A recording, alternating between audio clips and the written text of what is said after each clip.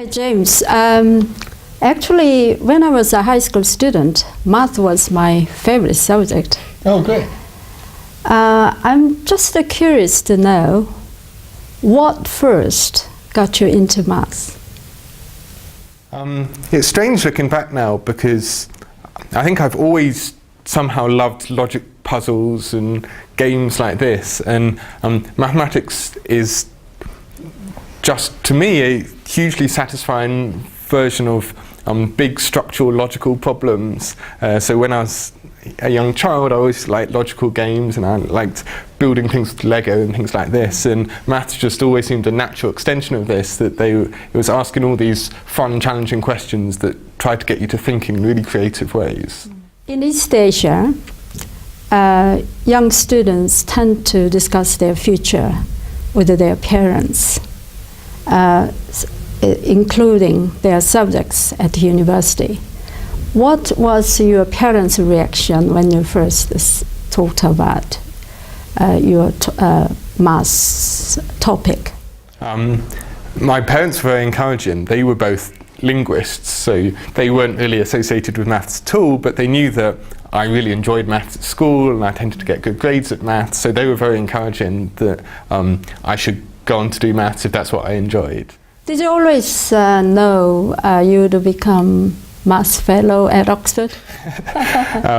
Not at all. I mean, looking back, it was clear that maths was always the thing that really got me up in the morning and really got me enthused, and I really loved doing maths all through school, but at no point did I particularly realise that I had my heart set on being a mathematician. It just always seemed the most natural thing to do as I went along in my career. And how did you feel when you won the Ramanujan prize last year? Oh, it's always exceptionally flattering to win any of these prizes, so it was exceptionally nice, particularly to win such a prestigious award with such a great list of previous winners and things. But the real thrill and joy is always when you prove a theorem in maths. That's still always my big joy when you've been working hard on some very abstract problem that can seem impossibly complex, and then suddenly everything fits into place and you really understand what's going on. That's always the huge satisfaction for me. Okay, your global connection. What was it like living and working in Montreal for a year? I think it was a really good experience for me. Montreal's a fun, lively city. Canada can be quite cold, but I thought it was a really fun experience to get out and see a bit of the world. It's certainly one of the nice sides of being a mathematician, that there's possibilities to see lots of different bits of the world and to connect with different people and to see people who have different approaches to doing mathematics to maybe some of the traditional ones in the UK. Obviously, you talk to many young people in Canada, and also as a student at Balliol at Oxford, you must have had a chance to talk to lots of young people. Do you have any advice for young people who want to study maths? I think any young person, if you enjoy maths, you should absolutely continue trying to do maths. That maths can sometimes seem impossibly complex, but when you just look at a problem the right way, suddenly everything falls perfectly into place, and it's one of the most satisfying things I find in the world. Maths keeps on bringing up fun, challenging problems, and so anyone who's keen on maths, I'd just say stick at it. It's really one of the best jobs in the world to be a mathematician, I think. So in practice, they may ask you a question, what kind of job market can you think of for young people? As well as like me sort of staying in academia, there's lots of companies that are very interested in hiring mathematicians. So I guess traditionally financial companies always love mathematicians because mathematicians are very good with numbers, they're very rigorous in the way they do things, so you always find lots of the big financial firms hiring mathematicians, but lots of firms that maybe at first you wouldn't have even thought of hiring mathematicians really like mathematicians, because mathematicians are very good at taking some very complex real-world problem and abstracting it down to a simple problem that they can solve, and therefore understanding the fundamentals of what makes a certain business tick and what doesn't. And so I have lots of mathematician friends who are in totally diverse jobs that you wouldn't necessarily have associated with maths. So maths is really a very popular subject amongst employers as well, I would say. I'm much older than you. Final question. Age is just a number.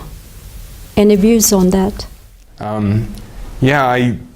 Some people say that maths is a young man's game, but I'm not sure I really believe this at all. It's a young man's game.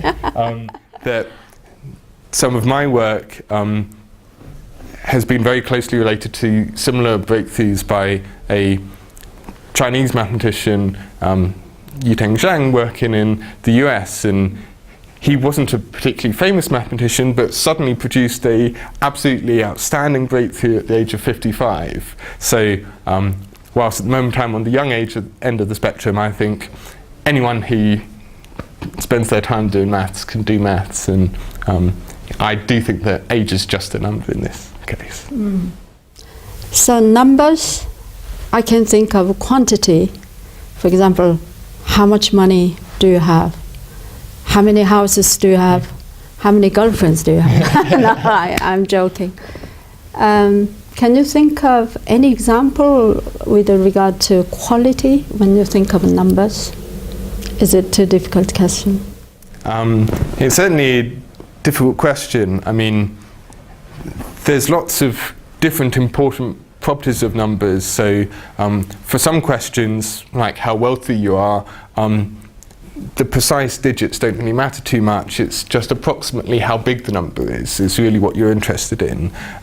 Whereas in lots of theoretical mathematics applications, the more precise structure of a number is far more important. So whether it's a prime number or an even number can be very important into different practical applications, and I guess this would just come into sort of a high school type question. If I have 7 marbles and I want to divide them amongst my 2 friends, I'm unable to do that because 7 isn't a multiple of 2, whereas if I had 8 marbles, I would be able to divide it between my 2 friends.